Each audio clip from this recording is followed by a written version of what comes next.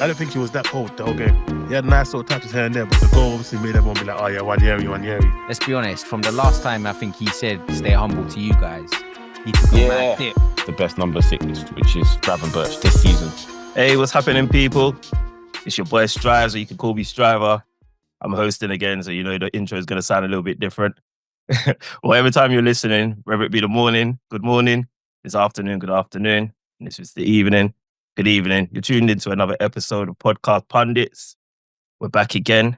For those of you that's listening for the first time, we're a sports podcast, football mainly. Football majority, I'd probably say 95%. We might touch on a little bit of UFC, a little bit of boxing here and there, touch on a small lives every now and again.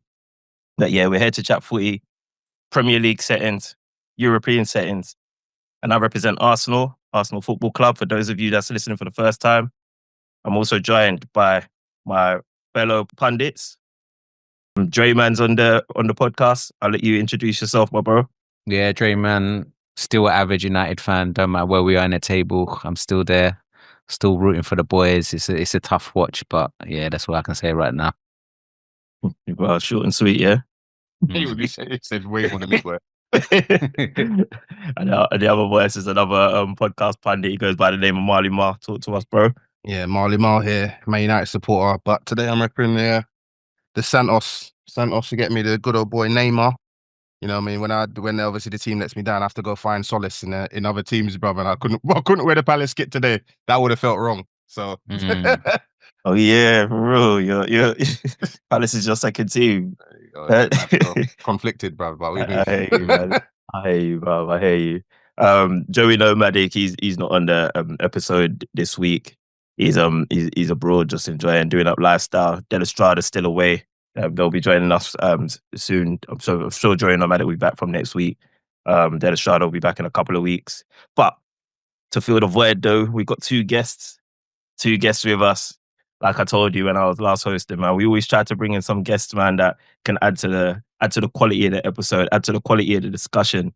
These guys, man, they're football maniacs, man. They love the game. Man. I'm always talking with these guys daily, so I know that these guys are going to add value. They've also played the game. I'm going to start off and introduce my boy M.B. I think you guys will remember, actually, we had Messi on the pod a few weeks ago. He was on with Big Doug, from Winners Talking podcast. So yeah, MB, he's cousins with Messi as well. And if you guys enjoyed the content from Messi, you're definitely going to enjoy the content from MB because they're kind of one and the same, man. So for those of you that hate my takes as an Arsenal fan, because I know there's quite a few of you out there, you guys will probably love MB's because we all love the club, but we look at it a little bit differently. MB's also played the game at a high level, so when he's talking, he knows what he's talking about. He's played as he's gone up to national league level, I believe it was. Is that it, MB? Yeah. You know what? I'm gonna stop rambling. I'm gonna let you introduce yourself. Tell us a little bit about yourself, my bro. Yeah, it's MB, Arsenal fan. I'd say I'm the only level-headed Arsenal fan that I know. I'm not reactionary, so a lot of my takes don't change. Guys could tell you that a lot of my takes are the same over time. Even when things are looking bad, my takes don't change. But yeah, you'll see. You'll see. MB might be the most positive Arsenal fan I've ever met in my life. So yeah, if he's not saying anything, that's probably because there's nothing positive to say. But no, MB, big you up for coming on the podcast, man. And then we also need to introduce my guy. He goes by the name of Cuff. I'll let him introduce himself shortly. But again, man, this guy, bruv, when it comes to football, he can talk for hours upon hours about football. He loves the game, man. He loves the game. He's also played at a high level as well. He got all the way to Ryman Prem level. So yeah, man, he knows what he's talking about. He's played the game, decent player himself. And yeah, man, Cuff. Obviously, I don't want to spoil the surprise of who you're representing. So I'll let you introduce yourself. Yes, Cuff representing the most successful team in England. Wow. Obviously, if you don't know by now, it's Liverpool. Wow. For all the listeners, there, I'm wearing a top that has a number 10 on it because that's how I'm feeling. Yeah. Wow. I hate it. That's why. All right. That's how I'm gonna start off, but I'm gonna sit back down and just relax now.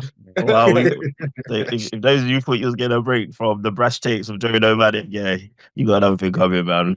But yeah, no, I'm happy to have you guys here, man. Happy to be here.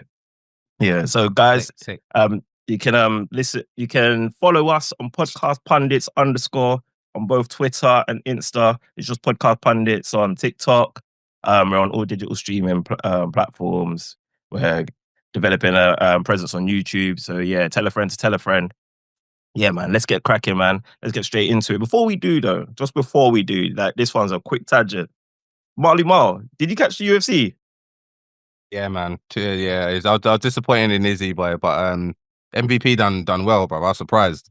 I thought he was gonna get knocked out by Shara, but he done well. Still, MVP is he's found his home in UFC for sure. Bellator might have been a level 2, like not his level basically. He's doing well. It was a long time coming. I don't know why it took so long for him to go to UFC. To be fair, yeah. But on Izzy. Hey man, he just needs to make the fights that's gonna earn him the most money now. I think someone said like once you get knocked out the first time, it's mad hard to come back. You know what? It was tough to watch, man. Obviously, him being a nice guy, yeah. But when he got the eye poke, he should have took some time, bro.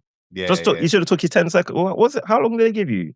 I think they gave you maybe like 3 minutes. You know, they give you a while, but obviously he saw Potan do it the other day in it, like, and he was like, "Nah, I'm gonna carry on." He got switched stance and got knocked out, man. Yeah, and you know what as well, bro? When he was doing that video call with Drake with his nails painted, bro, I knew, man. I had a feeling, bro, man. That's us Nige boys, man. That's not how we move, bro, man. And then he really got knocked out. Anyway, man, we digress, man.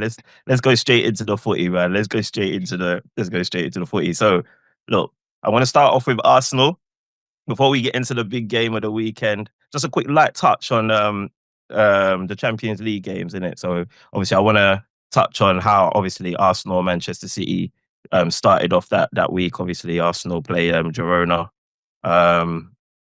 Players were rested, and it was a good opportunity to have a look at some of the younger boys, some of the boys that are probably on the periphery of the team.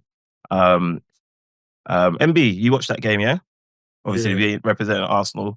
What did you think how did you think we approached that game, and what did you think? Like, were you pleasantly surprised? Was it everything you expected? I feel like it was a typical Arsenal game in terms of like one thing you're going to get from whoever the team, whether it's Nwaneri who's 17 or Jorginho who's in that mid-30s. It doesn't matter who's on the pitch, we're going to play the same way. And I feel like as much as we went 1-0 down early to an error, Neto looked shaky from the beginning. You can tell he's not been in the team. But in terms of performance, I think Calafiori started well. I think Sterling got a lot of hate for missing the penalty, but if you watch the game, it was one of his better games off the left. He was doing things that we haven't seen off the left all season, cutting and shooting, his off-ball movement.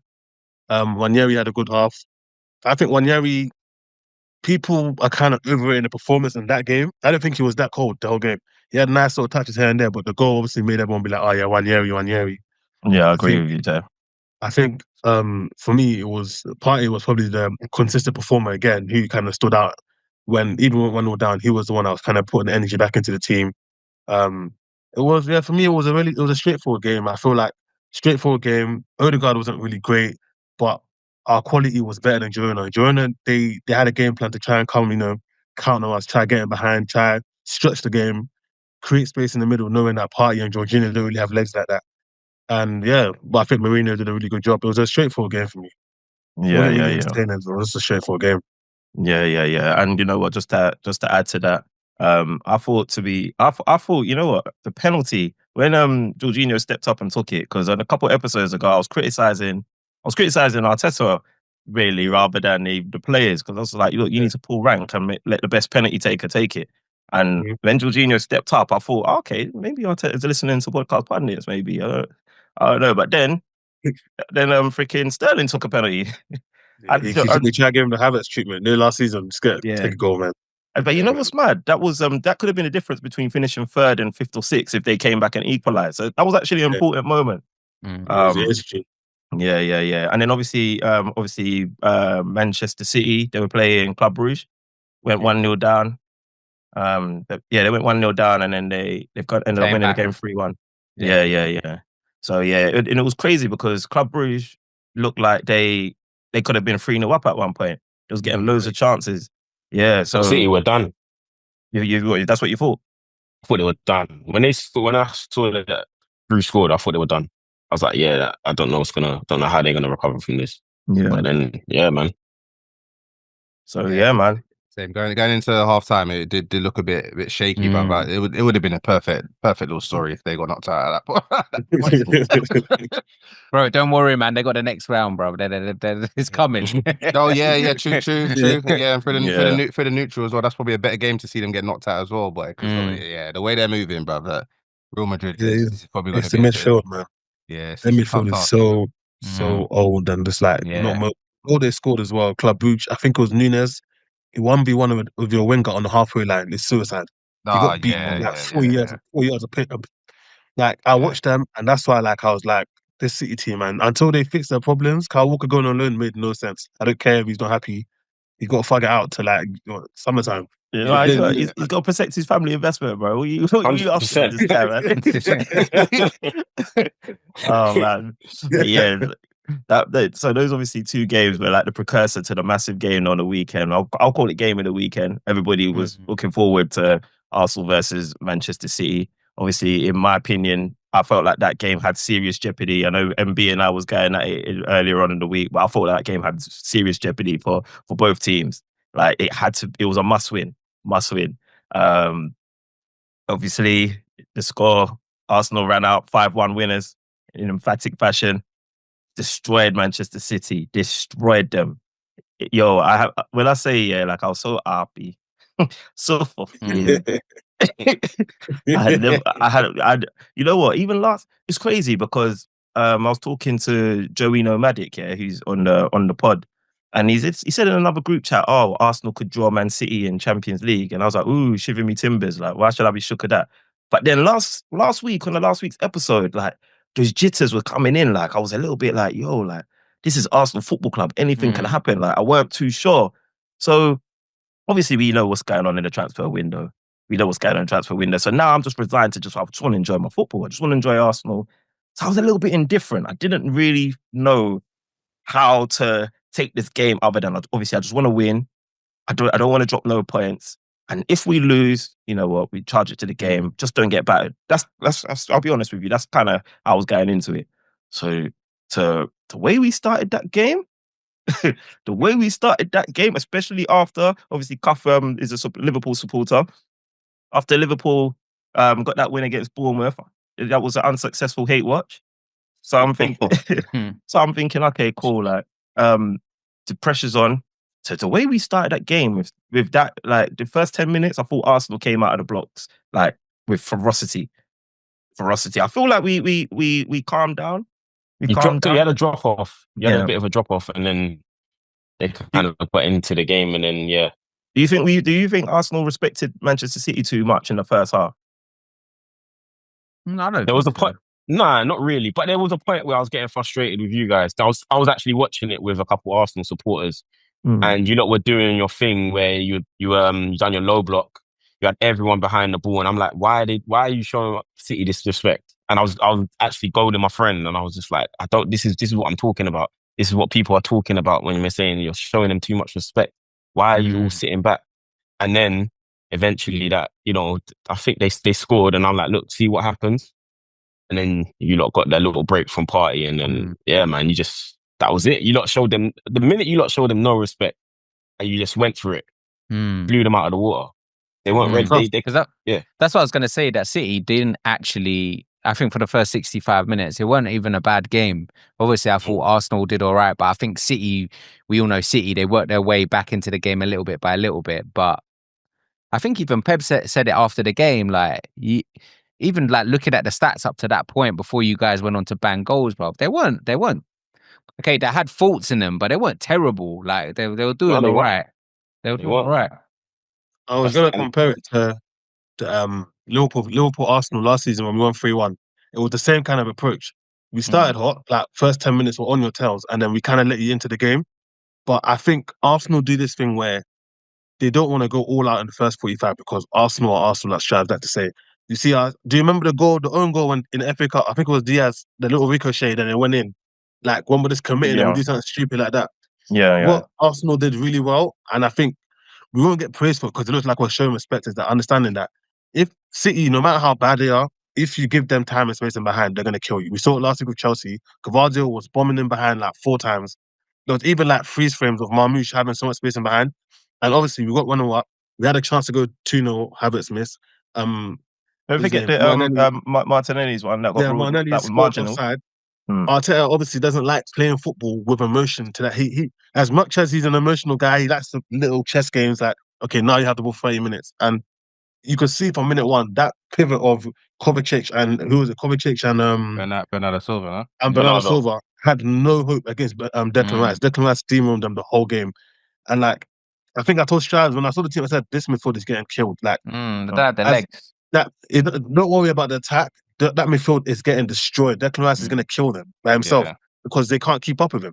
And I knew, even at 1-1, I knew that they're not going to win the game because they don't have the legs in the middle, number one. No more. They don't have the confidence in the back to play out the press, number 2. And as much as Haaland has scored a goal, Haaland's head has been gone from the away game at Etihad. He gets rattled. He gets rattled quickly, innit? You can tell he's taking this game too much. Yeah, Gabriel and Haaland don't get a lot of touches in games to be rattled because you're not gonna have time to like play out. You're getting 4 touches a half, and you're angry for 45 minutes. It's not gonna do you much on the pitch.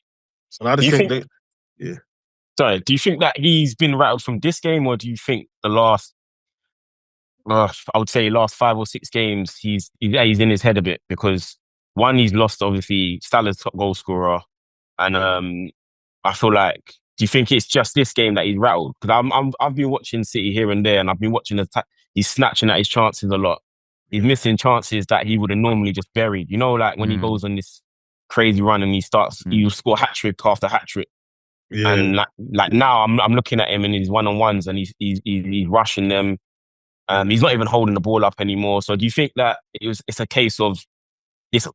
Is it solely down to this Arsenal game that he's rattled, or is it just in himself that he's thinking that I'm not getting the same joy that I've been getting for the last 2 seasons? He hasn't been getting the same what do you call it? The same like delivery. Yeah, the amount of touches he's having, the involvements in the game, he's not nowhere near the same. And the thing with City, they ain't really, they can't really. I haven't seen them really change it without Haaland in the team.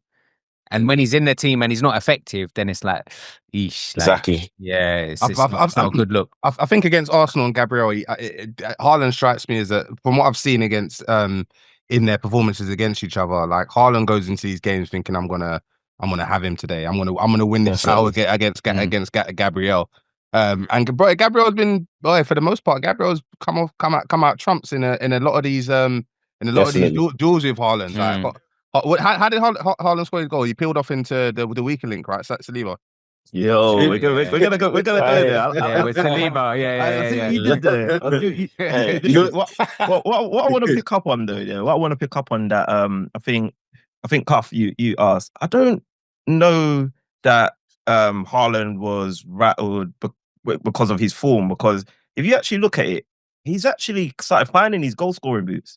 Like if you think about it, because look, he didn't score against Club Brugge, but he scored against Chelsea, PSG, Ipswich, and West Ham a couple of games before that. So he was starting to find himself. And in that goal against Chelsea, even though Chelsea gifted it to him, it was kind of sweet. So he's going into this game kind of feeling himself. And then when you're playing Arsenal, you get up for it. Like you're always getting to get up for a game against Arsenal. That every team does. And Manchester City certainly are. But what MB was saying, and which I agree with him, he's rattled. It's not just him. I think Manchester City was rattled. And remember, I think, Cuff, like you and I used to go back and forth when I was saying, look, City's rattled, and you would probably retort back with rebuttals like, why would they be rattled? You haven't won anything, etc., etc. But we saw it in this game, what I was talking about when I believe that there was, because I've never seen Manchester City behave like that when they when we got the draw at the Etihad. Yeah, they was so salty. Like Silva's coming out with statements. Everyone's got something to say. Like it was wild. And then think about it. Like Haaland's picked up the football at one point, and he's thrown the ball at Gabriel's head. No, that was funny, man. That was funny. Yeah, that was funny. You lot found it funny. Gary Neville found it funny as well. But then for some reason, when we're giving it back, it's because you're your team, bro. When we're giving it back now, everyone's like, "Oh no, that's this." No, I don't have a problem with that. I don't have a problem with the back and forth. Yeah, you don't. But the media did. Arsenal make it nasty. They make it nasty. That's what it is, mate. What do you mean? Gary Neville's coming out and saying that it's not nice. Gary Neville was part of people running at Anfield when they won, like back in the day, and like Gary Neville remember that? Gary Neville was dirty as well. Like, Gary Neville got a $5,000 fine for that, bruv. He ran the distance of a pitch. He did an Adebayor to go and abuse Liverpool fans. I don't mind that though. Like, Gary's not consistent. I don't mind that. Yeah, but then Gary Neville's coming out on his podcast and talking about he thinks it's disrespectful, it's distasteful that Gabriel's doing. But bro, I loved it. I love it. Exactly. When Haaland scored, he told Haaland to run to Gabriel. He even said, "Why is he running the wrong way?" That's what he said as Haaland scored. Exactly, but the guy's just he's just a hypocrite. Like this, man. The Strives. I was gonna say, even though you said he was picking up form, let's be honest. From the last time, I think he said, "Stay humble" to you guys. He took a mad dip. He took a mad dip. Let's not forget.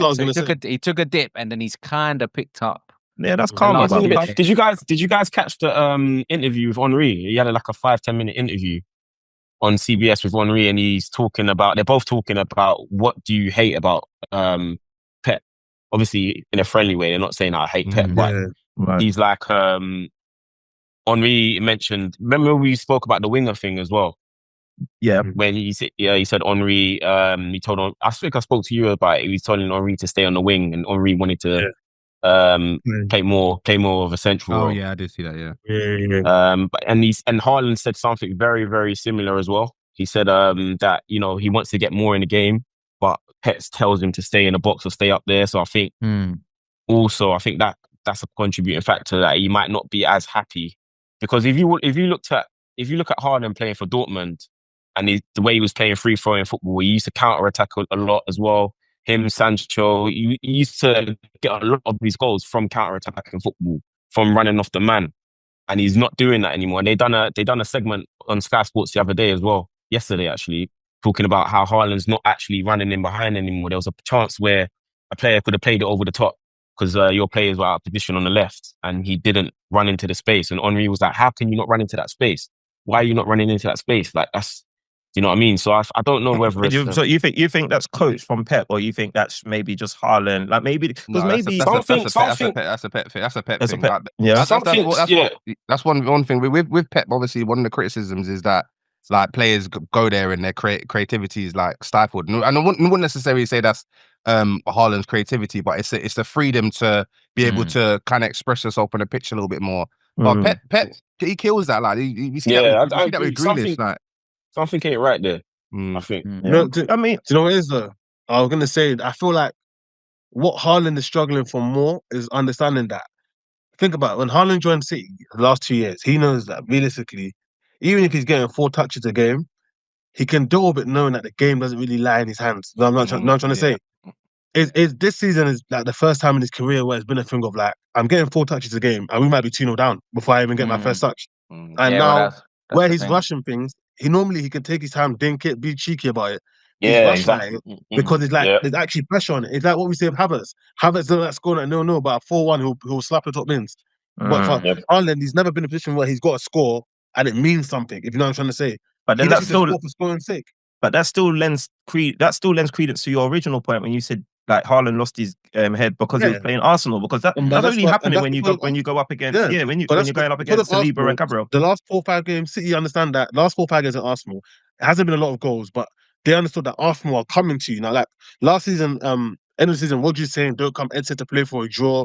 Remember, I told you that these City man knew they got away with murder. That Villa game at Emirates when we lost 2-0, City man knew they got away with murder. That's why they were talking like that.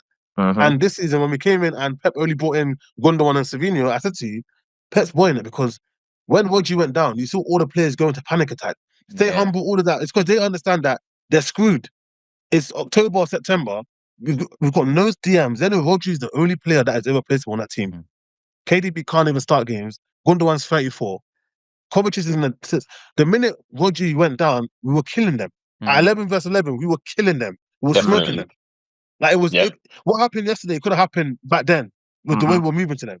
And we went to 10 men, and even at 10 men, they look out of ideas. Rodri normally gets them the goal. Rodri normally helps them. You know what I'm trying to say?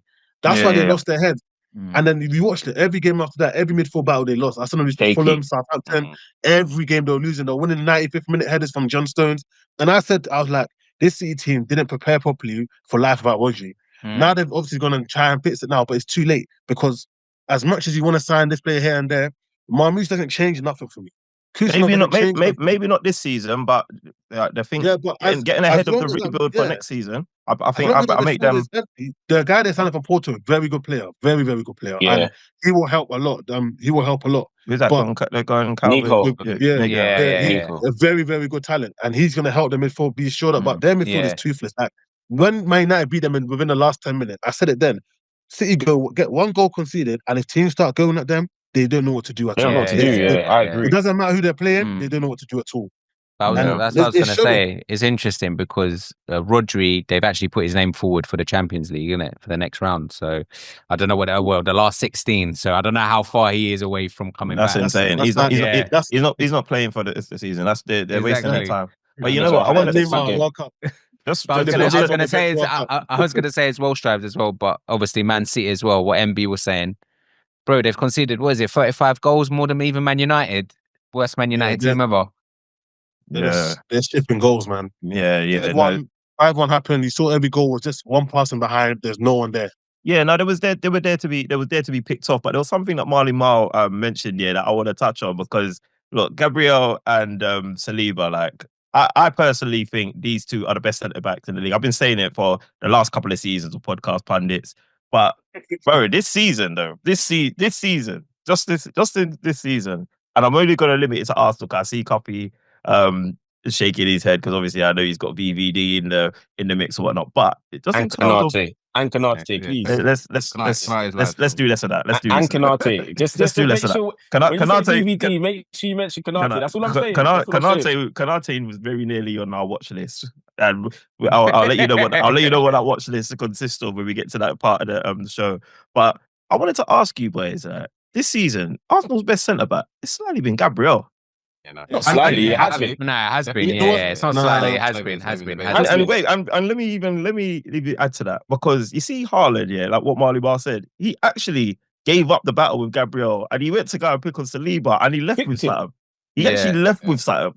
So even though Marley Bar was being a little bit cheeky, he's got no right, by the way, being a Manchester United fan. There might be some credence. Like, is Gabriel? Has Saliba been nicking Gabriel's flowers all this time, or? No. Not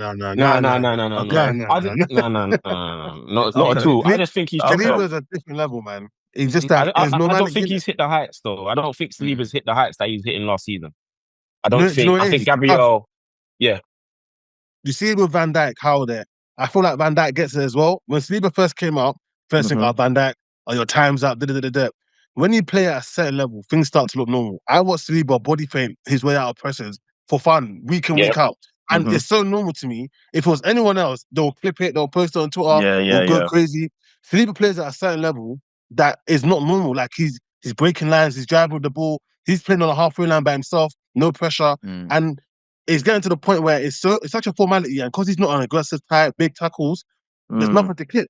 It's the same way he's not coming. He's made a few errors this season. No, of course. Yeah, but I've seen Van Dijk play worldy balls off his passes pause.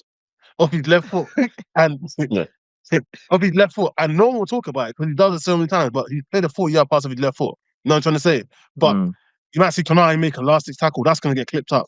Warrior, Don't sleep on Saliba because when Real come knocking and then he goes to Madrid and he wins that champion, we're going to be crying. I'll cry the loudest cry even. That's why he's playing like that's why he's playing the way he's playing at the minute, bro. His head's already turned, bro. So what we're not going to do? He's seen the light. He's seen the light. What we're not going to do? What we're not going to do is pretend that Saliba is having a shocker because he's not. What we're doing right now is we're arguing the toss over 2 elite centre backs. That's all we're doing here. Yeah, so just in case Marley Bar tries to get ahead of himself. I'm just saying he's not his imperious best in it at the minute, bro. That's because You know what I mean? I Real Madrid agree. are calling, bruv. You know what I mean? But it gets like that, man. I've seen it, bruv. And you've got to remember, Gabriel's like he's contributing a lot to goals as well, isn't he? Yeah. Yes, So but quickly, guys. he's taking the limelight there. He's taking the limelight.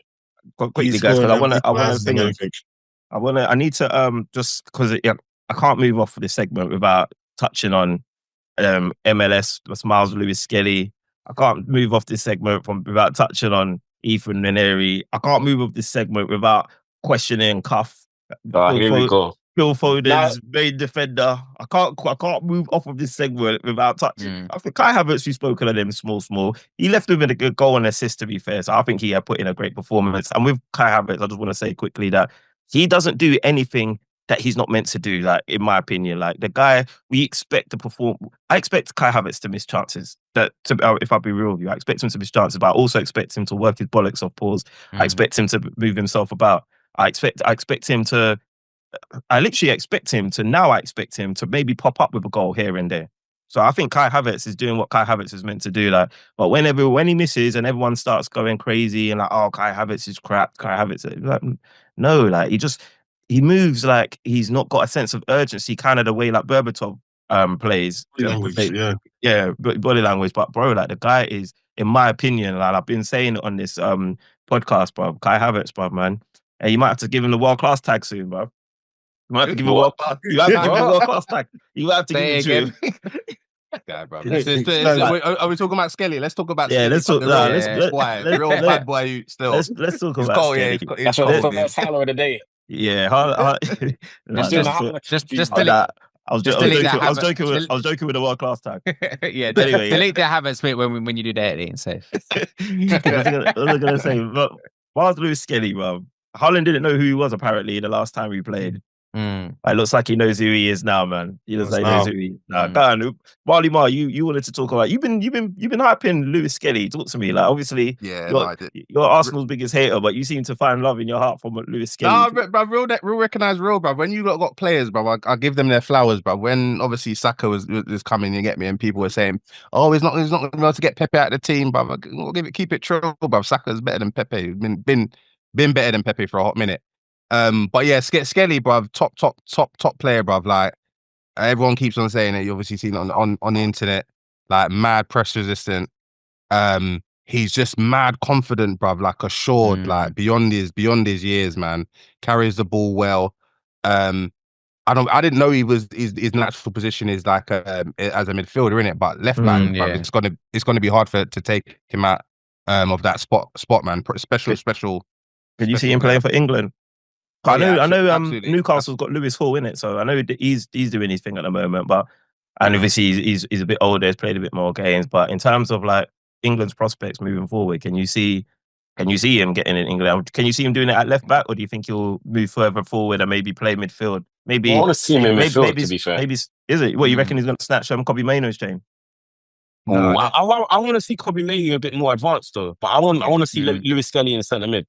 Definitely, man. He's got all the abilities to play that role. You know, when he's putting in 8, 9, 10s, brother, at left back, brother. I said in the group, even if midfield is your like natural position, you burst on the scene as a left back as far as like the casual fan is concerned, isn't it? And we know England, that's a problem area for England because they're still relying on Luke Shaw, bruv, who's available 5 games of the year. So if you've got Skelly that is constantly available and fit. But he goes in, but he solves a lot of problems. Don't let Definitely. Yeah, he done well. Definitely. Skelly is a funny one because he reminds you of them players that Loki can just play anywhere because he's so strong and he's so good on the ball that you can tell that he probably wasn't even a centre mid, but it's like where can we play him that he can just kind of do the most damage for us, like, and it's centre mid. Good. Yeah, and for Arsenal, he's lucky that left back doesn't really mean left back. It just means centre mid.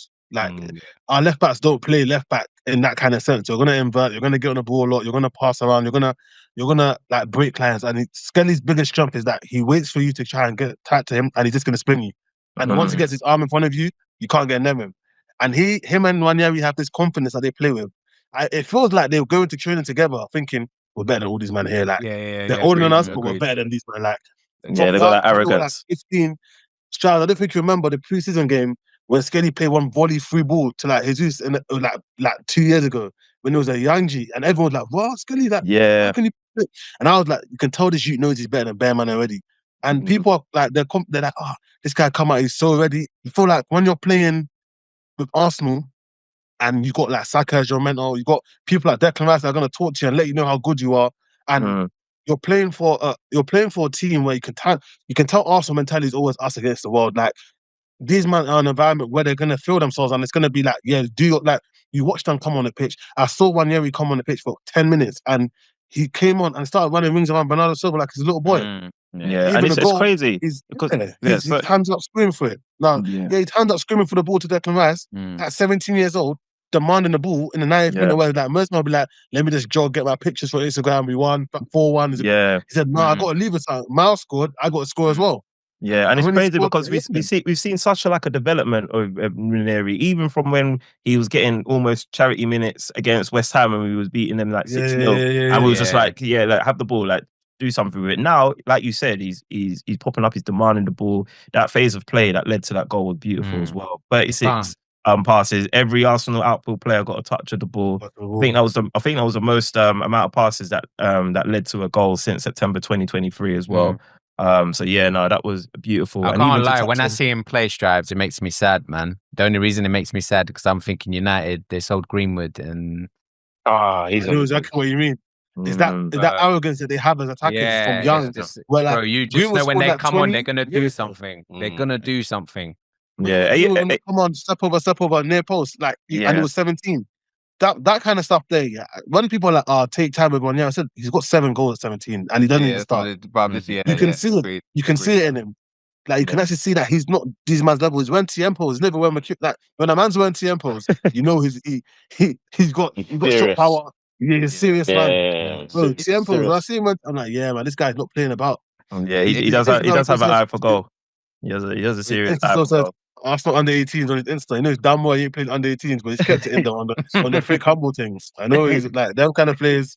You know that they think they're better than everyone else, but they're trying to be humble. I'm happy to see it, man. Yeah, no, I'm happy to see it as well, man. And I saw AFTV do that comparable with Messi and Ronaldo when they were the same kind of age. I know that pissed a few people off, but I mean, there's some credence in it, to be fair. If they're basically saying that Ethan Nwaneri's got 94 minutes to a goal, like in terms of goal to minute ratio. And then what Ronaldo's is 187 or something, and Messi's is 200. Bro, why'd you guys have to do that, bro? Just said the guy just. Why? I don't understand. Let me tell you why. We're guilty of it as well. You know, United fans. And now he's getting compared to Messi and Ronaldo. Why do you do this? But hold on, but if your Rio guy was putting up those kind of numbers, you'd be doing the same thing. But I wouldn't. I would just tell him to be level. I don't even hype up Rio and Girona. I don't hype him up. I'm just that's probably because there ain't that much. We saw him, innit? There's not that much to hype up. But you see, with Nwaneri, all right. It's good. This is why I struggle to. This is why he wanted to host. This is why he wanted to host. No, but we just all it is, Joe. Like, all jokes aside, it's just kind of showing that because we know what Messi and Ronaldo grew to be in it. Like they're goats of the game. Like we're gonna tell our kids about these players, and if they were doing that at that age, and then this is what they grew to be. I think it's more so to say, wow, like the ceiling is looking limitless at the moment for Nwaneri. We don't know what he could grow to be, but this is a brilliant start. So let's not get too ahead of ourselves. We're not saying he's the next Messi or the next Ronaldo, but we're just saying, look what they were doing at that age. Look what he's doing. He could be the next João Felix, bro. Just silly on, bro. I'm not saying he's not, but I'm just saying this is where he's at that moment. And we've seen what the GOATs have done at that age. So you just never know, innit? So if I put it to you and MB, if you don't bring in a striker, then what are you fast tracking this guy? What's the plan? Like, because you need a striker, you need goals. So I generally think, this whole striker thing, we need a number 9, but I think there's been a lot pushed on it when in reality, Havertz wasn't brought in to be a main goal scorer, regardless if he's playing 9 or not. Havertz is putting up numbers where if Martinelli was doing his job, his numbers would if Havertz is putting up 13 league goals and Martinelli put up his 15 and Saka put up 15, that's enough goals to win you a league. You've never seen him put up those numbers since that season. Bro, that's what I'm saying. We can't get out. Havertz gets a lot of stick. Get him out your team, man. Get him out your team. Havertz gets a lot of stick for another man not putting up numbers. And I think Nwaneri showing he can score goals is another option. Sterling and Trossard's a weird one for me because Trossard doesn't seem like he cares when he starts games. It's like he wants to come in and score to be like, this is why you can't drop me. Then when you start him, he doesn't really have a hunger for goals. He just wants He's to more of an dilly-dally. impact player. He's more of an impact for you guys. But for me, Havertz gets a lot of stick for someone that brings in numbers. And I think the Premier's numbers game because you get people like Foden that won't do nothing, but who will go put the top bins if they give him 2 yards. And he's going to give you 20 of those. But that's why Foden can get his praise sometimes because he's going to score you 15 goals. Let's talk about Foden. Coffee. Let's talk about Foden. Let's step forward. Because we've been talking about Foden for a while, and obviously we always used to have this back and forth about who is more, in my opinion, generational. Foden, Saka, who's the better player, who's this or that, who puts up for their team, whatnot. And so, from what you're seeing at the moment, is your position on Foden still the same? Right. So I had the same conversation with someone else, right? And they brought a point to me and said, Foden's very, very talented. He's got so much natural ability. However, they don't think that he's a dog. And when they say that, they mean that he's not the type of player that when things are looking bad or the team's not playing well, he's going to drag his team to victory. Like, for example, although I think he's overrated, Bellingham, he will get these last-minute goals. He will drag his team to victory. He's got the mentality to get everyone to a certain level, or he's going to, grab the game by the scruff of the neck and he's going to try and do something. Whereas Foden, I don't think he's got that dog in him where he's going to be able to do that. So I still think that he's the most talented player of this generation, English player of this generation. However, I don't think that the game. What's that based on the eye test, based on the numbers, based on his numbers, based on the eye test, and I just think that, and obviously he's won stuff, individual awards, and he's won stuff for his team. However, what's happening to City this season is a true testament to his character, and I think that what happened in the Arsenal game where he gave the pass away, you lot scored. I wanted to see how he'd react after that, and after literally 2 minutes after that, he lost the ball. He tried to make another pass, and he lost the ball again. He literally melted, and it was this player needs things to be. He needs things to be going. Well, for him to. I'm going to ask you a question. I was going to say, go on. Outside of his ball striking and his finishing ability, I think Foden probably the best finisher in the league. And people think I'm crazy when I say that. If you watch Foden, a lot of Foden's goals is the same action. Open up his body, he strikes it, you cannot save it. One touch finishes in the box. His finishing's amazing. My favourite Foden goal that he scored, actually, is funny you say that, is the goal he scored in the COVID season against Liverpool, where he cut in and in the same step he rifled it, past it. Foden's finishing ability is scary. I think that's what even puts him in conversations, because when I watch Foden, his biggest issue for me is that outside of his scoring, he doesn't affect games. You see it for England, you see it for City in games when he doesn't show up. And when we're talking about being a generational talent, these kind of things, yesterday, Foden didn't have to score to impact the game, but he didn't impact the game in any other kind of way. And it happens a lot where with Jude might not be the best on the eye. He might not look aesthetically pleasing, but Jude is going to give you work rate.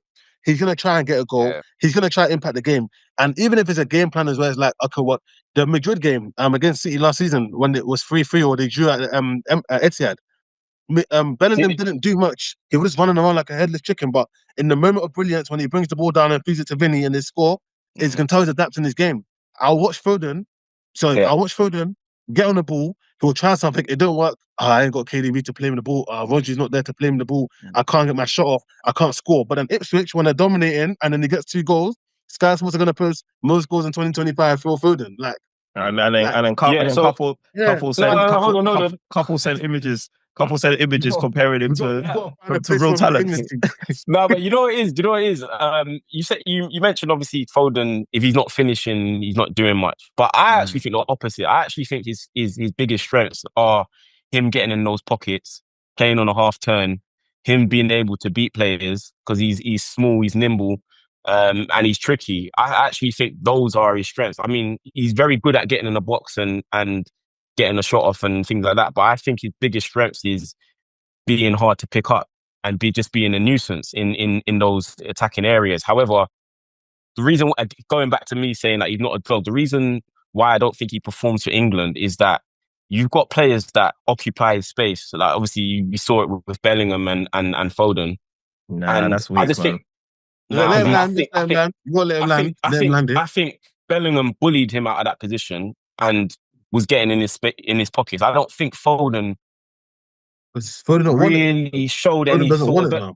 Yeah, he didn't show any sort of dominance or like this. I am the best number 10 in this. I am the number 10 in this team. Like I want the ball. Give me the ball. Move out my way. Let me do my thing. For the fact he Foden even blamed these positioning, like that he had to, like it just showed that he ain't got the chops. And this is kind of what people have said What do about you mean? Foden. Like if he's not being carried by the real leaders in City, then Foden's kind of anonymous. I don't think it's a carrying thing though. I think because last season he was there. Would he not? He was second. He was up there with. I don't think it's. Yeah. But if he wants it's a to go, carrying thing. I think it's when the chips are down, you can't really rely on that. That's what I think it is. I don't think it's a. Marley, I'm going to ask you. Yeah. I was going to ask one because you two are Marley and Joe are United fans. Yeah. As much as Bruno pisses you off week after week and loses the ball, there's one thing Bruno does, that I respect so much.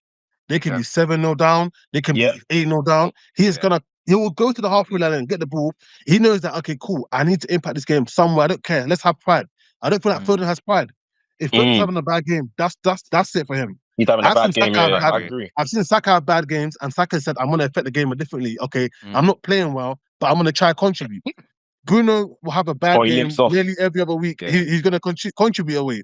And one person who's sitting now, even Ahmad, I don't have to compare, but Ahmad's getting thrown into the Foden, Saka, all this kind of stuff. Ahmad's biggest character trait is that he's going to run at you no matter what's going on. He was bad yesterday, but he kept running at you. And you have to respect it. If Foden is having a bad game, but he keeps trying and trying, you don't even get Foden fail comps because there's nothing to put in the comp because he's just not doing anything. Have you not realised it? You will never see a Foden fail comp because he's just not doing anything. He's just going to walk around until he gets stabbed off. I was about to enjoy this segment. I agree, but I don't think a lot of people say that he's a system player. I don't think he's a system player. I just think that when it's like as Marley Miles said, when the stakes are high and when they really need him to step up, I don't think that he goes miss. I don't think he's that guy. I think he cowers. Yeah, he's not brave. He's not a brave player. He's not brave. He's not got that. He's not got that fight in him. Very talented, but he's not brave. He's not gonna risk it. Yeah, Quickly, boys, just because we need to move it on just a bit. We've spoken Arsenal, Man City. Just a quick one. MB, where you're the Arsenal correspondent on the pod. Where can Arsenal finish this season? I think Arsenal will continue. I don't think Arsenal will drop more than 7 points from now to the end of the season. It's down to what Liverpool do, and Liverpool scare me because Mohamed Salah is a cheat code. He doesn't play by the rules. He doesn't. And this season, when he knows he's kind of bouncing, expand on that. What do you mean? What do you mean? The Bournemouth. We're gonna get into the Bournemouth game, but he doesn't play by the rules. That game, what he did made me realize that Semenyo, as good as you are, bro, you're not him. There was no the goal was so rude. He always said you man are just taking bare energy and shooting hard. Just whip it. He did a knee slide. He just high fived everyone and walked off. I said that's for me when I was like, forget the league. If Salah's playing football, forget the league. He needs to go down for me to even have any kind of hope because I hear you. It's like a joke. I've said this on previous episodes as well. That's a perfect segue as well. Cuff. Obviously, it was Salah's a proper he's a head scratcher still because I can't take away what his contribution. No one could take away his contribution in terms of his goals and assists. But there's some games where you will say you can't take him off because he can do what he done against Bournemouth. But there's some games where I'm like, he's actually losing the ball. He's not affecting the game. He's walking around. He's waiting for the ball to come to him. And when he's got the ball on the right, he's just very lax with it. And I'm like, Chiesa is there. I want to see some injection of pace or something, or someone do something. And sometimes I'm screaming at the screen. I'm screaming at Arnie to just take him off sometimes. But then the other side to that is that he would do what he done against Bournemouth, and it's like, he was stinking up that place in that game, by the way. Yeah, he was. He was. But the Really, thing is, I was going to say, he's a luxury player, so he's almost on that free roll, bro. You can't take that guy off because he's almost saying, like, who are you to take me off, bro? Yeah. Do you know what I mean? Like, do you know what I mean? Bruno's very similar in the sense that some days he just might be just stinking up the gaff. Gives the ball away 15 times in the game, and then he'll just clap it top bins. Like as you mentioned, that goal where he whipped it top bins, brother. It was a disrespectful. It was a disrespectful finish, brother. Because it's like what are you doing, brother? Like you just have to trust him, and the reason you have to trust him in terms of like keep him on the pitch, bro, because you look over at Etihad, bro. And you consider Haaland's worst games when he doesn't do diddly squat. He might not touch the ball across the whole 90 minutes, bro. But like he can get you that goal. Like Salah's gonna give you a little bit more than Haaland's worst game. Yeah. Top player, bro. But the thing is as well, I think his opponents as well. Because obviously everyone will know Salah's a top player, right? But then the players on the pitch, they're not stupid either. They're probably thinking, "Oh, we got this guy. We've got him in our pocket." But then he will just score. Like that. It's a false hope that he gives you. Yeah, he shows up in the big moments, and obviously he's a demon. He does it on purpose. I'm sure he does it on purpose as well. Like he wants you to believe that you've got him, then he's just gonna do something to you, then smile and walk off. And man's got the hair. Kirk has had him, I was like, boy, Kirk is. I think Bournemouth had you that game. Bournemouth. I think Kirkers and Semenyo, they were kind of targeting Trent.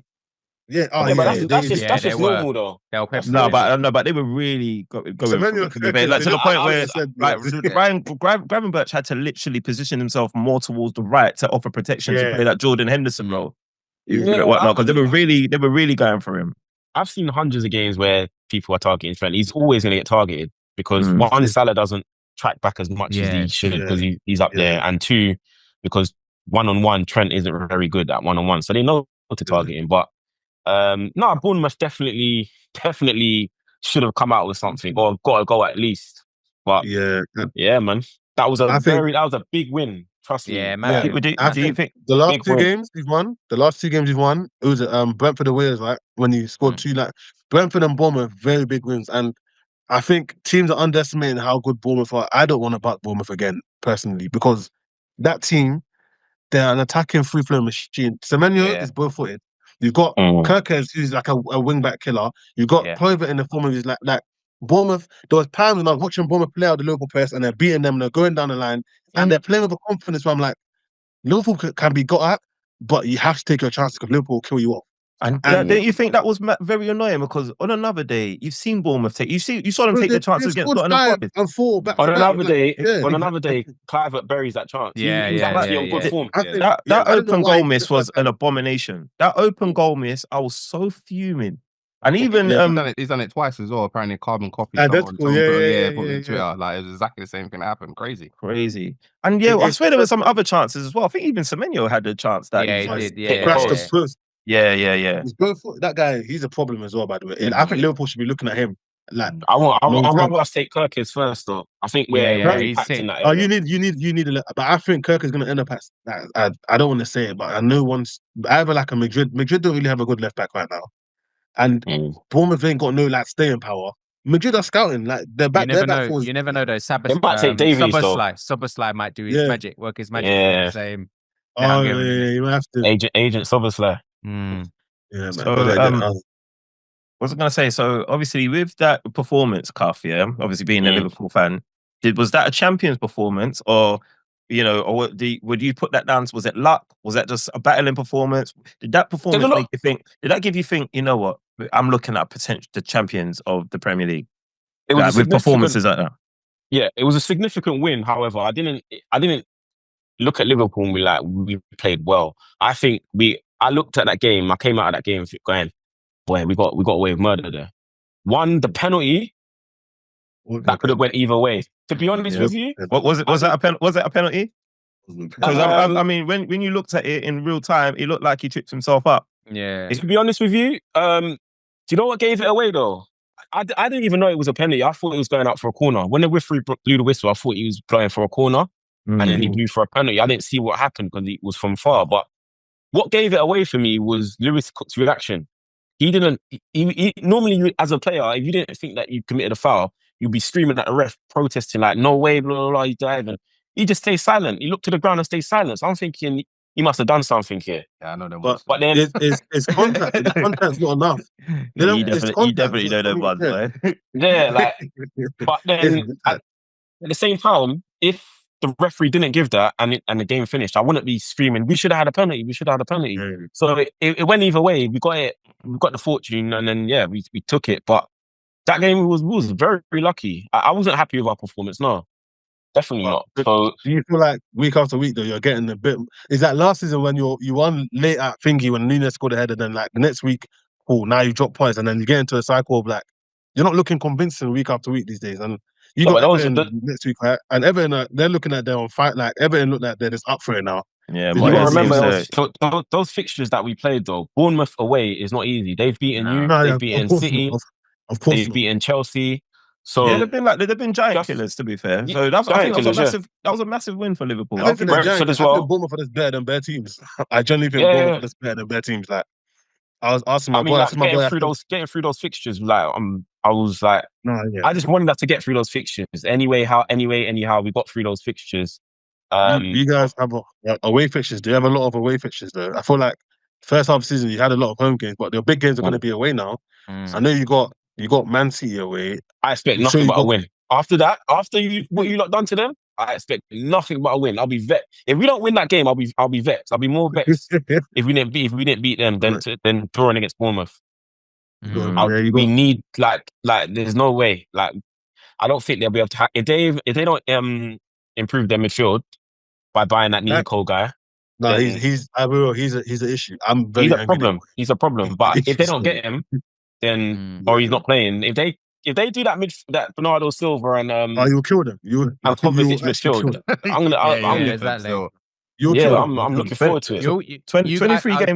23 games played now, yeah, and Liverpool are front runners. Is it too early to start dreaming, Cuffy? Like, let's keep it a buck. I can see you're struggling to contain the smile. Have you got one hand on the trophy already? You need 37 points out of the 45 that you've got left to play for. 37 points wins you the league. If we beat Everton, go on. If we beat Everton and go 9 points clear, I don't see how we can't win. We shouldn't. I would expect my team to be winning this. Because that's 37 points with Arsenal winning every game. And if MB's correct and Arsenal drops another 7 points, then surely you've won the league already. We need to get past that Everton game. Say that again, Marley. Arsenal win every game with all due respect. Like they'll have a good run like last year, but I can't see them winning. No, we can't. Arsenal haven't lost. They're on a 14-game unbeaten run right now. Liverpool. Liverpool on a 19-game unbeaten run. They haven't lost since Nottingham Forest. I was just replying to Marley Marv. That wasn't. I wasn't. Here we go. He's prepared, but you know what that lets me know? That lets me know he's expecting, without him saying it directly, he's expecting Liverpool to lift the trophy. Like I said, if we beat Everton and we go 9 clear, then there's no excuses.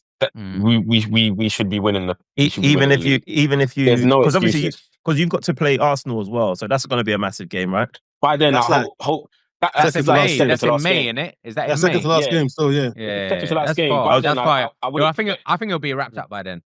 Wow, exactly. Wrapped up in whose favour, Dre Man? I don't know, but I think it'll be wrapped up by then. I don't think it'll come down that because I know they were talking about it before.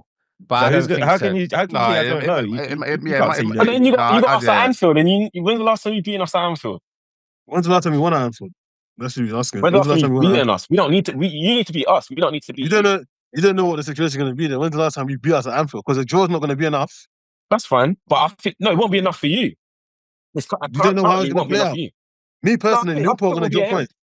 I think it'll be a position where you lot will have to beat us, and you lot ain't beating us at Anfield. It's just not going to happen. There's no way. I think Liverpool will obviously drop points as well because obviously is definitely we're speculating. We don't know what Liverpool look like if God forbid, I say God forbid, you know, Allah forbid, if Salah gets injured, bruv. Like what does that look like, bruv? If he gets injured, bruv, that's a lot of assists and goals out of the team right there. But with Arsenal, I think. If Gravenberch gets injured, there's a couple. Is the key. But if Cody Gakpo gets injured, there's a couple of men that they can't afford to get injured. If you definitely. But if you going back to the way we've been playing, we've only really had one significant loss, and that's against Nottingham Forest. I mean, we lost against Tottenham in the Carabao Cup, but I'm confident we're going to go through there. So you lost against PSV as well, but yeah, I guess insignificant. It's insignificant. We had our C team, and we still finished top of the Champions League table. Talk your shit, man. Talk your shit. Liverpool's biggest issue is that lost once. They don't really. They do this thing when the pressure gets on them, they'll just start misbehaving. Like they're a bit like Arsenal without the Arsenal fans. Like they can lose one game and then all of a sudden they've dropped 7 points in 3 games, and then Arsenal going around and now there's a 1 point gap like last year. When they're up to Palace, that's the only hope that I'm clinging on to as an Arsenal fan. That if anyone's capable of bottling it other than Arsenal, it's probably Liverpool. No, but you got to remember last year was a completely different situation. Remember how much injuries we had, yeah? I think we had 11 first-team players out at one point. I remember, Salah was gone to he went to AFCON. Endo wasn't playing. Like it was a different team. Like luckily, we've managed to keep our core, and hopefully we could just continue with the same team. Like last season, Arsenal had never really had any major injuries. Now they're suffering a bit. And this is the result. I think last year, if we didn't have so many injuries last year, I think we would have been a lot closer to you guys. We capitulated, obviously, to be fair, I've said that to you, Cuff. I think I've even said that to obviously your brother as well. Like so. Because I know a lot of people were surprised when I predicted Liverpool will finish above Arsenal before a ball was even kicked, and I took into account the injuries that you suffered last season. I feel like you played the safety though. I feel like you thought that, but I don't know how I could be playing it safe when I've been saying the same thing since August. You do the safety net thing of I think Liverpool are going to finish above Arsenal. If we do finish above Arsenal, I can't banter you. No, but I told you so. No, but to be fair, like a lot of the things that I've said about Arsenal, I don't know if anyone can pull me up on it and say I've been wrong. I said that we didn't prepare properly in the summer. I felt that we were a little bit arrogant and a little bit complacent. I knew that we've got a brilliant team. I've always said that we're one striker away from being untouchable. You saw that against City. If we have a striker as well, whereby if we need to switch up game plans, but Arsenal will be untouchable, and you've seen that in certain games where we've fumbled the opportunity to close the gap on Liverpool. On Liverpool's MB. I was gonna say, I still think the 9 things still have a myth because the City game. If you watch the game, it's not the City game though, MB. It's the games against Everton. It's the games against Fulham. It's the games against Brighton. Yeah, this is the difference. Yeah, I understand why we want a 9 and why we do need a 9 long time, but Arsenal suffer from what most teams are suffering, like the low block. If Arsenal have a low block, Arsenal will hit 5 past you easily. City came up. If you watch the goals from the Skelly goal, it was space in behind and we killed them. We're seeing transitional football that we don't really get to see. Arsenal's issue for me was that Saka went out and Odegaard went out. Both went out different times. We were missing something. Martinelli's not good 1v1 to break a low block. Havertz is scoring here and there, but we can go outside of number 9. I promise you, nothing much changes if they're playing 10 man in their box. It's not going to change much. Other than he might score. I think it will because a natural number 9's movement will be different to Havertz's a player that Havertz's movement for me is top notch. By the way, I think Havertz got one of the best movement in the league. Like he misses That's a lot. true. I do agree with you, especially when you watch him live. Is really good. Especially when you watch him live, but the chances that he misses can sometimes be the difference. But speaking of number 9s. United his chances also are lower than thinking, His chances misses are lower than a lot of the big 9s. He's missed less chances than Jackson. Who was Jackson? I saw today Jackson. We can't be comparing ourselves. We can't be comparing ourselves to them because we're not trying to. We're trying to be the elite. That's what we're doing. So of course. So I'm not really trying to. I don't really care about that. If I'm completely honest with you, I'm not caring about what Nicholas Jackson's doing at Chelsea. You get what I'm saying? But so moving on to because I was gonna say because obviously United are also struggling with the need to. They got Mainoo. They got Mainoo up front. Yeah, I was just gonna say because they're really struggling with the need for strikers. I thought we had it bad, but when I saw Kobbie Mainoo go from a number 10 to now to a number 9, I was thinking, what the hell is going on here? So I thought, let me see how this game pans out. Because there's nothing like other than hate watching Liverpool. My all-time favorite thing to do is hate watching Manchester United. Anybody that knows me, that's my moniker, and everyone knows. I love hate watching Manchester United. The only thing that I was mourning is I don't like to see players get the injury that I saw Alejandro Martinez pick up. He looks like he's out for the whole season. Yeah, so I didn't like to see that. But outside of that, every part of that game was enjoyable for me. Obviously, Dre Man and Marley Ma. This is where you get the floor, man. Take the stage, man. I'm gonna sit back. Yeah, man. we were there, man. I ain't even got any questions, man. Just let Payne do what he needs to do on the beat, man. Bro, the first thing, because I know Marley's itching, but the first thing I'd say is so what? Just to get off your chest. But it's mad how Mainoo goes from playing this like what was he in a number 10, and then 2-3 days later he's putting him in a false 9. And fair enough, you ain't got faith in your strikers, bro. But I'm thinking in my head, how much like you've seen him, he's played well in a 10 role. Now you're thinking, he can play false 9. Bro, he's just come back off a plane. He's probably not trained the next day. He's probably had a light training section moving forward before the game, and then you're false 9. Like, come on. Could it be a message to your board? Like, because Amorim could be one of two things. He could either be absolutely insane, or he could be doing the craziest message to say, the strikers you've left me with, or you brought that I've inherited, are the worst strikers I've ever seen in my life, and I'm now going to play Kobbie Mainoo just to show you, I'm a striker. I think that's exactly what it is. Like he's recognized by now that he can't rely on Haaland to hold up the ball, because he wants to do this thing where he wants to fight. Everyone's speaking about it. He wants to do the thing where he fights the defender and try and hold at the ball, but he hasn't got the facilities to do this stuff.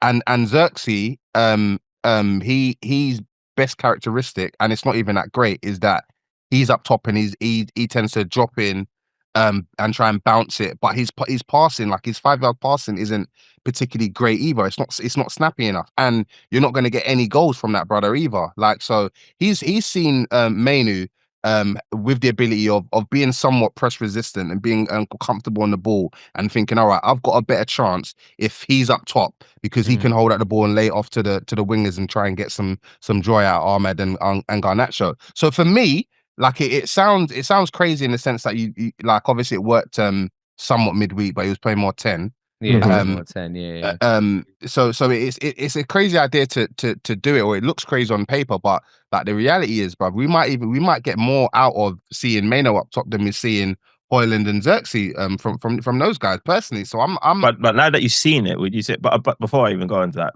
by the way, MB, you see when obviously I was an advocate for Xerxes.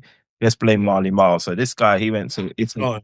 And he watched Xerxes live. Nah, but you before me, bruv. Yeah, he brought in a scouting report, and he led me down that path. Yeah. It's because of this bastard. It's because of this bloody bastard hair. That's why I was on every game. Every game, I was messing with fans, your boy. He brought me the scouting report, and I bought into it. It's this bastard. No, we ain't got the Italian version, bruv. This version of Xerxes is not the version I saw in the San Siro, bruv. This version is he looks out of shape. He looks like he can't get it back at the pitch. Like this is isn't it? Yeah, it's physical. Yeah, man. Yeah. Dre and Marley, I was gonna ask you though, do you not think Ruben Amorim is a bit like stubborn in terms of like, you can't play your team that you want to play because you haven't got the players for it, and you're suffering because you're not going to play Haaland or Xerxes. Haaland isn't good on the ball, but Haaland wants to score goals. If you build a team where you're getting passes into the area, you're kind of facilitating for a number 9 to be a number 9 that's not a false 9, you might get more out of him. I know you had Gyökeres at Sporting, who's a complete striker that he can come short, he can drive with the ball, he can do all these little things. You know, Haaland wants to get in behind, he can finish, Haaland can finish, he's physical. Get your wingers to do what wingers actually do. You're playing these narrow wingers where Ahmed's playing better right wing back than he is when he's playing right wing or right 10, whatever you call it. It's like you're killing yourself, because then now you're doing this. I saw the first, I think it was the tap-in from Mateta when one pass in behind and Lenny Euro is on an island by himself and they just squared it. And I'm like, this comes from playing mainly in 9. You have your midfielders, you got Ugarte and whoever's there. Ugarte doesn't know how to be positionally smart. He just wants to crash. He wants to crash something. your team's built with individuals that if you just like, it's almost Just like want this violence. look, he just wants to crash something. And Ten Hag, as much as I didn't like Ten Hag, he's not an idiot. He knew that. A guy is not No. like he's not just a bruiser, bro. He's He's a Nah, good he player. is. He's a good player. He's a good player. He's decent. He's decent. He's good, but he like you can tell that before he thinks about being good, he wants to kill something. Like I've watched them when I get that, man. and it works when you're in a system where it's like, well, like Casemiro at Madrid, it was the same. Like he just wants to kill something, but he can kick ball as well. But he just wants to kill something. Yeah. I think United's biggest issue is that you got a manager that didn't learn from Ten Hag. Like these men aren't good enough to do what you want to do. Like obviously Ten Hag took the piss and kept it going for too long. But from when like Southampton were moving to, I'm looking at shop. I'm going back to what I know that is going to work here and get results, because you being 14th, Palace can't be beating you and being 3 points ahead in February. And we're talking about so my thing, because I understand what you're saying, but I get you. The approach you're saying we should take is that obviously play the best formation to suit our players, which I get. Ten Hag done that. He won 2 cups. But look where we're at now. Like my thing is, I think there's more value in playing a system that it is going to be your go-to system moving forward, and get the players that will remain at the club, get them familiar with the system first and foremost, and then get rid of the dead wood, because we've seen the players that are unable to comprehend this system, and I think from the weekend, like Ten Hag, Ruben. I got why he left the as I said, I got why he left the strikers on the bench. These guys ain't part of my future, bruv. Like these guys are not going to be with it. That's bruv. what I was going to say. It would have been a false pretense for him to come in and then go, you know what? Let's just say Man United finished in the top half of the table. Everyone said to him, well done. And he gets to the summer now. He's like, right, guys, you're going to have to kick ball the way I want to kick ball. He probably won't even be able to get in all the players he wants. It's going to take a few windows, maybe. Bro, we'll be starting the next season. We'll be back down in the trenches again, because they'll be like, "Guy, I don't know how to play the system." So and I think that was his whole point. Because when they went to him, he was like, "Let me come in the summer," because I think he knew. Yeah, he wanted the summer. He didn't want to come in from now. Yeah, exactly. So he's coming from now, but he's probably said to them, "If I come in from now, it's gonna be this way." Yeah, and that's what I wanted to ask Marley Ma and Dre is that, do you think that from when he took over to the end of the season, it was more of an experiment to see who he's going to keep and who he's not going to keep? So he's going to filter out who he doesn't need, and then take it from there. Really, so he's not going to change. He's not. I don't think they have high expectations in terms of getting United to where they are. But absolutely, because what he done, and obviously it was pretty smart. He laid that foundation down early. Like the expectation, obviously from the United fans throughout the years, is that we're gonna kick on, we're gonna win things like that. We need to win trophies. But he just said, look, like it's gonna take a while. It's gonna be painful. Like we're gonna go through stress, but I'm gonna play my way. Like I get that. Like he's been completely honest. In the media, which I appreciate. My thing is that though, the only concern or worry is that obviously we see the system and how it's moving, and then you just wonder, like, all right, even if we're going to spend time with you, we're gonna get the right players, they're going to understand your system. Is this even going to be still enough to take United to that next level of winning the Premier League or winning trophies? That's the question that I have now. Time will tell. Time will tell. How patient are you? That's the question. That's what I was going to say. No, you should be asking Arsenal that, bro. Ask Arsenal. But Dre's right, because I was going to say. No, Dre's right, because I was going to say, yeah. Think of it this way, yeah.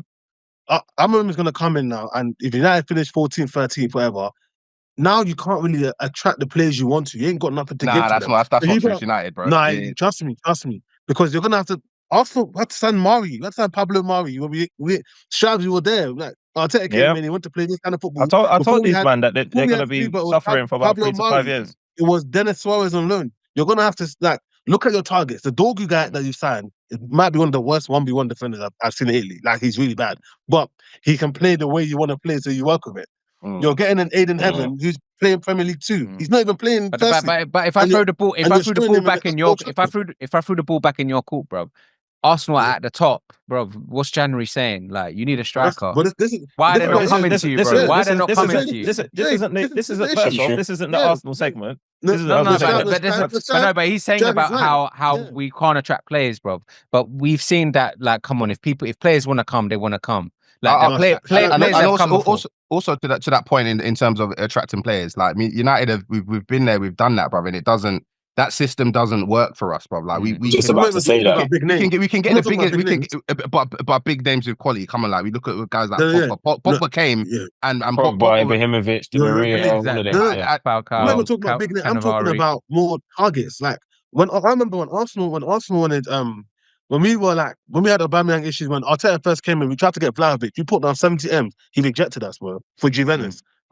That's someone that would have stopped the striker problem to this day. He just made his point.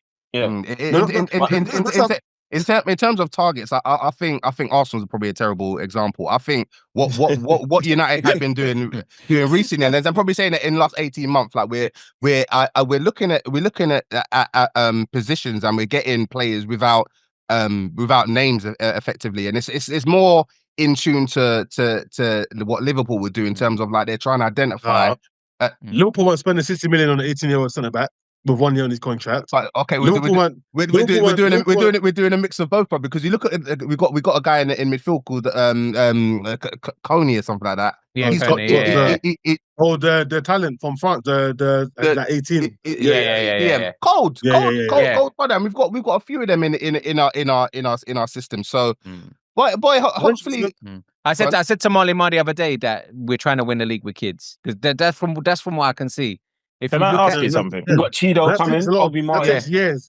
It takes years. It's gonna take years. It's gonna take years for sure. I agree. And is you say it's going to take years, and sorry, Dre Man, I didn't mean to cut you off there, but I want to ask you, because I feel like MB has been like leading up to this point. Is Ruben Amorim a fraud? Like, have you made the wrong choice of manager there? Because, and I say this not even like mad facetiously, I'm genuinely asking, because if you speak to a couple of Portuguese fans, because like obviously we've got Belmont Athletic in it running the team, got a couple of Portuguese guys around there. One of them was actually saying, and I swear down, I'm not making this up. Like Ruben Amorim, like he obviously got some league titles with Sporting, but he was beneficiary of Benfica and Porto going through a crisis when he won one league, and then Jokovic just popped up and started banging bare goals. So he relies on like a lot of individuals to get him through like some tough phases, and tactically sometimes he shows he shows his naivety. Like if you look at maybe Sporting versus Marseille, home and away, or maybe when they played PSV in Europe or whatnot. So like, as Amorim, could he be a fraud? Like, is he the right guy? Because like obviously Rashford, we've spoken about Rashford countless times. He's casted Rashford out of the team, but like Rashford's gone to a better team. No, but rightly so. He's casting him out, but rightly so. Why is it rightly so? It is rightly so, bro. Because how can you be on 350k, bro? You're playing like trash, bro. Like when he was playing like trash. He was Trashford. Everyone knew him on the pod as Trashford. Okay, so he's Trashford. So he decides to play Mainoo as a 10 and as a 9. I'm just questioning the decision. I think it's like you said though. He's just trying to prove to the board this is what I'm trying to do. But my point is, and I think as he even wrote in our. So do you think he's a fraud or not? Do you think? I don't think he's a fraud. You still put your trust in him? Yeah? I put my trust in him because I think he well, come on, we gave Ten Hag, what was it, a couple of years? We got to give this guy a couple of years as well. But I think with Ruben, I think even he said at Sporting, if I don't win nothing, I'm bouncing. I'm not staying. You wouldn't have to get this guy out. We haven't got enough of a sample size at him at Man United to determine. Fraud is harsh. Yeah, fraud is strong. He hasn't got any players that he's signed as of yet. He's come into a team that was absolutely in the dumps. On the back of Ten Hag, who didn't implement any kind of style, so you can't even have a foundation to work with. I'm not saying he isn't a fraud, but I'm just saying it's way too early to. There's a lot of L's. I think he's stubborn. I think he's stubborn. There's a lot of L's in there. It's stubborn. It's stubborn. Yeah, he just seems very stubborn. It seems like he's gonna try to play the one way, like Arsenal, but Sporting multiple times, and you can tell that for him to play the way he wants to play, he needs 11 of his own players, like athletic, fast. MB, do you know who else is stubborn? and Postecoglou. Do you know where Tottenham? No. But yeah, so Cuff, And you were gonna Strive, say something. Strive, I was gonna say, Yeah. the comment that you made on Gyökeres saying that it's more of saying Amorim's a fraud. What did you mean by that? When No, you I was was just saying like, that it was a so this wasn't me. This was literally someone else. I'm just citing what someone else said. Just that he relies on like individual actions from players to get him out of sticky moments, basically, rather than him being tactically astute to basically build a team that's capable of competing and at the highest level. So he basically I don't really get that one, it was though, 'cause basically most players- accusing him. He was accusing him of basically. Yeah. It was accusing him of being a benefactor of fortune and individual players. So he like someone I that will don't just get get him out the of a sticky individual moment. thing, because a Okay. lot of the greatest managers notably always have like an individual player who more Yeah. quote unquote gets them out. Like Yeah. obviously, Pep had Messi, then he had De Bruyne or whoever. Fergie had CR7. But I don't understand when people like say that, like, oh, he's had an individual player that got him out. I mean, It's United. What you need to understand is United. People like to create But I was gonna say- new narratives to get on us. That I might was gonna say- even be the brainchild of Strive. So but this it sounds like it. this friend might not even exist. Honestly, I'm telling you that weren't me. I'm telling you, I'm telling you that weren't me. I hate Man United, but I think I'm being fair. Look, I think I'm being fair. Like these things, these things that I bring up on the pod, I think they're literally. I can back them up. Like when I'm asking you if Ruben's a fraud, and I'm talking, you guys have spoken about it in a segment. I've been quiet. You guys have spoken about. Have you spoken about Mazraoui? Like you're playing back, but he can't attack. When's he going to do something about that? And then you've signed Aiden Heaven from us, a guy that can't get into our team. You're meant to be Manchester United. So where's he going? He's going to come straight into your team. That's anyway. Let me not, because you guys will start thinking I'm trolling, but I'm not. No, I get what you're trying to say in terms of that. For example, like you said Pep had Messi, but Pep had a style of play where, as much as we say Messi, Barcelona won everything they have won without Messi as well. That team was potent at all levels. But Pep wasn't there though. Yeah. No, I'm talking about when Pep came. That team was potent from David Villa all the way to whoever was playing right back at the time. Eric Abidal was in the team. With Amorim, Messi was there though. Like the difference was Messi. This guy's getting Messi wasn't the difference, and he was the difference because he was the one scoring goals. But if Messi didn't play, they would have still won this games. I disagree. I don't know. I was going to say Ronaldinho was there. Remember Ronaldinho was there at first before he faced him out. Yeah, but that was that's another individual player who was performing for right guard. Yeah, do you know what I'm saying? So I'm saying like every manager's Okay, but the Man City team that won the league, there was times when KDB was out and Gundogan stepped up. I think he's trying to say with Amorim, it's a small sample size because Sporting is what we know him for. No one talks about Brugge or what he was doing before. For him, he has a team in Sporting that was very potent at what they're good at. And cool, Benfica fell off, but when Benfica fell off and Porto fell off, he still did his job. At Man United, it's not him being a fraud. It's more, is he able to adapt? Can he find a way of winning without having the potent players he's going to have? Because as much as we saw him go to Man City, go to Sporting before he joined United, and they wiped them. Sporting wiped them, and Sporting they were losing that game. Yeah, and the first half he smoked them. The first half, the second half they came out on smoke and they won the game 4-1. Yeah. So you can tell that he's very much. I'm going to play this way, and this is the way I'm going to play. But is that enough in the Premier League? Because we know what happens now. You play a certain type of way, teams will catch you in the break. Is the difference in Portugal, respectively? Who's really talking to Sporting if it's not Porto or Benfica? In all honesty, my position with Ruben is I will judge him when he's got at least 50% of the players that he's signed. At the minute, he's dealing with all these pudders that are little out. So many other, so much dead wood, and he's obviously trying to do what square peg round hole type thing. Like so, you can give him like probably winter next year. And then transfer windows. Are you disappointed about this transfer window, this winter transfer window? Then Marley, let's just move it on to transfer talk. Definitely. Definitely. We've got rid of Anthony. We got rid of Rashford. And Anthony got an assist and was man of the match for Real Betis. And that doesn't count. I've seen the highlights. He's still dead. My eyes work, but like okay, that's a good one. But your eyes work. That's fine. But then everybody else's eyes gave this guy man of the match in that Yeah, game. but bro, So come on, man. Let's not compare the Premier, bro. Come on, man. Just by giving him the man of the match. But you know what it is. Though? What I'm trying to say is, it looks like players are leaving your club and they're going to flourish. And Marcus Rashford's about to leave your club. Okay, Sancho flourished. Sancho flourished. You think he will? Has Sancho flourished? He's not flourished. He's not flourished. I don't care what you tell me. He hasn't flourished, but he had that stint at Dortmund. He had that stint at Dortmund. I think we're reaching Sancho for Dortmund and Sancho for Chelsea. Exactly, it's different. Exactly the same side. No, it's exactly the same guy, bro. He's performing the same. But in the Prem, bro, I'm saying he just fizzles out, bro. He just fizzles. Yeah, because the Prem is physical. Like Sancho can't deal with fullbacks that are as fast as him or stronger than him.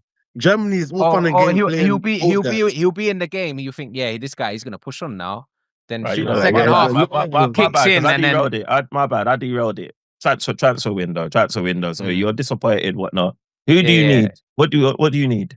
I would have thought we would have brought in some a replacement for Rashford. Tell looks like that was gonna happen.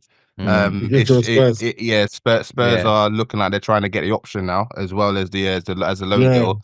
So boy, we've been lied to, United fans, because obviously we're saying that. Yeah, we wanted the option. So I mean, yeah, we could have done with an attacker.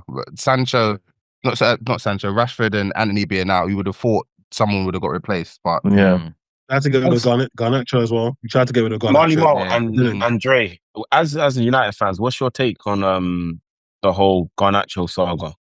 Get rid. Wow. I get rid straight away, man. This guy, come on, man. 50, 60 million. He's young though. But bro, you say he's young, bro. But you're just talking about Lewis-Skelly, bro, who's 18. This is what I don't understand. Someone told me he's young, and then I said, bro, Wayne Rooney was 16, bro. Then he was 20. Then he was 18 at Man United. I know you're wearing an old school Man United kit, but you're not that team anymore, baby. Bro, you're not that team anymore, baby. Bro, I'm not saying you have to be that team, but I'm saying if you've got it, you've got it. Like, come on, Dre's right. Because when you watch Nwaneri, you're not going to go, he's young, because he's doing certain things that he's doing. You know what I'm trying to say? Bro. It's mad. But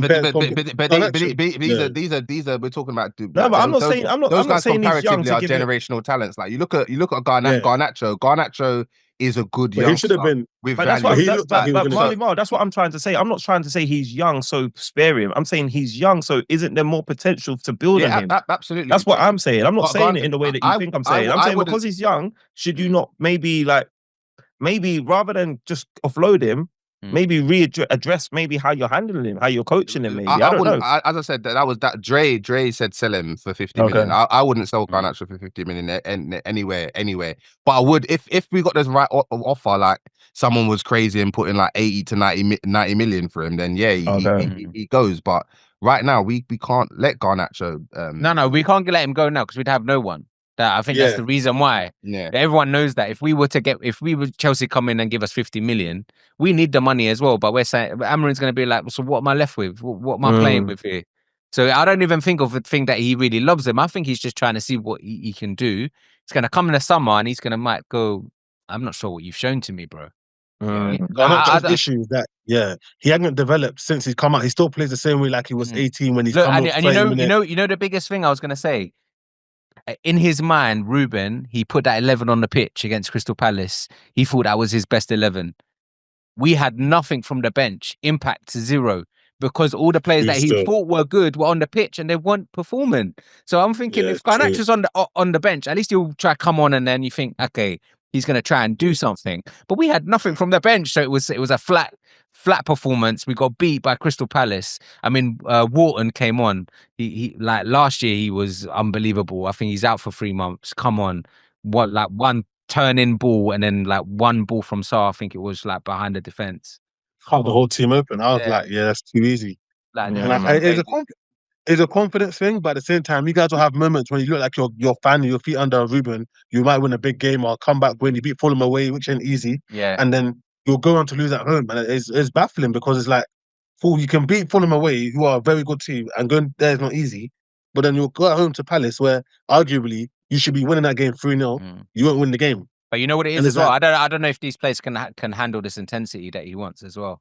I don't think they've it been might be used to too. it. Yeah, Because the It's- thing is, it's- we it's play not- every it's- time we it's- play a back-to-back game, it's- we seem to just do a Fugazi. I No, can't lie. I disagree with that. It's not any worse than Ten Hag was doing in terms of like the press. And if we're being honest, like the press under Ruben is become a little bit more, is become better because they're doing it under triggers now. Like under Ten Hag, it was like inshallah, bruv. headless Like, chicken. like just run, bruv. If you've got energy, you run towards the ball, bruv. Like first man to it.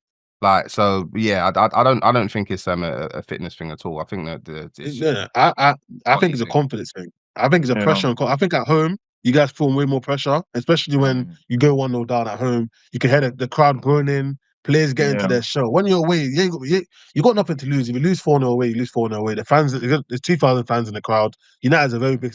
Trafford's a very big stadium. Imagine That's why going 1-0 down, and then you just hear all of that groaning, and then now everything the season's a bit more longer to do. Like you're just gonna go into a show. yeah. No one's That's really why I gonna think guts you to lot kind of done step well up. against us. That's why I feel like you lot done well against us because there was no pressure. Everyone thought you lot were going to get battered. You come to 100%, Anfield. I think it was the same in the FA Cup against Arsenal. Even that. But like, even in FA Cup, I feel like not for me to this day. I still think God was on your side. I don't know how you guys didn't lose that game, but the way you approached it and the confidence you had, even in like the penalties and defending and not really going into a shell, it showed that you guys were just like, if we lose, we lose. What's really gonna happen? It's us. Definitely. It's Liverpool. It's City. Like, and that's when you play your best. When it's like, if we lose, it doesn't matter. But it's almost like, then if you can do this, you can play to this level, beat the small teams. But it's like you play a small team But where the you're thing as expected well, to like win, against and everyone Palace, starts. I think the first 10, 15 minutes we was all right actually, but Oh, we yeah, didn't you get that. We cooked them didn't early on. get we didn't get that goal, and then it just it goes a bit flat. Yeah, no, I Mainly hit agree. the post, right? Mainly hit the post, and then from there it was like you weren't really. I don't know. And you got to get rid of Dallo, by the way. Sorry, I forgot about that. No, not get rid of him. Not get rid of him. But That back post stuff he does every week. Yeah, he gets done on the back post every week. But Wan-Bissaka is similar though. When Wan-Bissaka, he was terrible at the back post. He struggles to get the flight of it. I mean, Dallo can probably play in his natural position now that you've maybe that's why you brought. Let's see what this Dorgu guy's saying, man. That's all. Yeah, Dorgu, exactly. All I'm gonna say is that 1v1, defensively 1v1, he might be the worst. I saw the stats on that, but I think just because he bangs a lot of goals as well, so he can get. He's a winger. He's a winger that's been pushed as a wing back. Yeah. So obviously we got all of us representing Arsenal, Liverpool, Manchester United. Neither of us are happy with our transfer windows. So I'm guessing I'm gonna go out on a limb and talk for us all that neither of us are happy with our transfer windows. But it looks like we're gonna obviously have to face the rest of the season and whatever cups that we're competing for with the squads that we've got. Normally we would go on to the watch list the watch list is a segment where we basically pick out guys that need to go to court basically, or need to be that need to be scrutinized for their performances. But where we've had a solid conversation, it's been enjoyable. We've gone a bit above. We've gone over time, so we're gonna have to cut that segment out this time. But what we'll do is we'll go straight to the back pages. So the back pages, like the segment will suggest, if you pick up a newspaper, the back pages is normally when you're shining a light on somebody for something good. We don't necessarily limit it to football on this podcast, so your back pages can go to anyone in the sport. But basically, it's anything that you wanna shine a light on. So, for instance, if I'll go first to kick it off, obviously, let's say I'll give the back pages to Myles Lewis-Skelly. Obviously, of course, there's no shock there. He was recipient of a crazy decision by Michael Oliver. Had the red card rescinded. He's come back. He was given a nod by his gaffer Arteta. He's looking like Zinchenko times 10.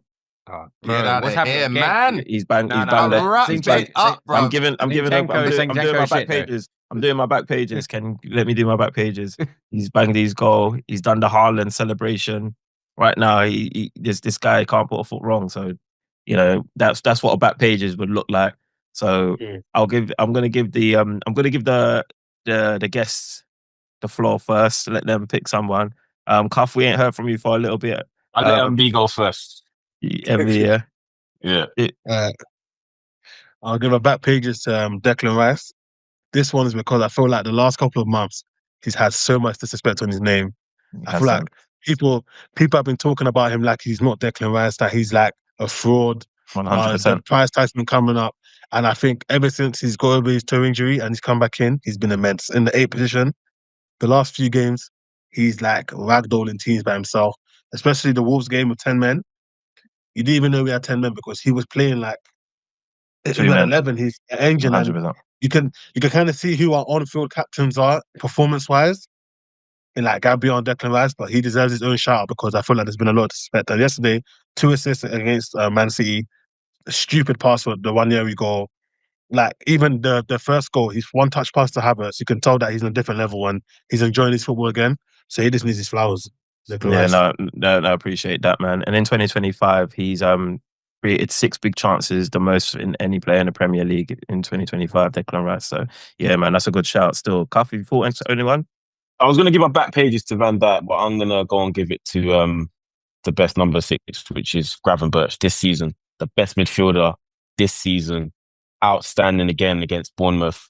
Press resistant, the work rate, the decision making, the footwork. All he's missing is a goal this season in the league. Other than that, he's just. I've run out of things to say about him, to be honest with you, man. He's just like, I hate when I see him play in like the Carabao Cup and these games because he does so much. He plays centre back sometimes. He's done the centre back cover. He looked outstanding there.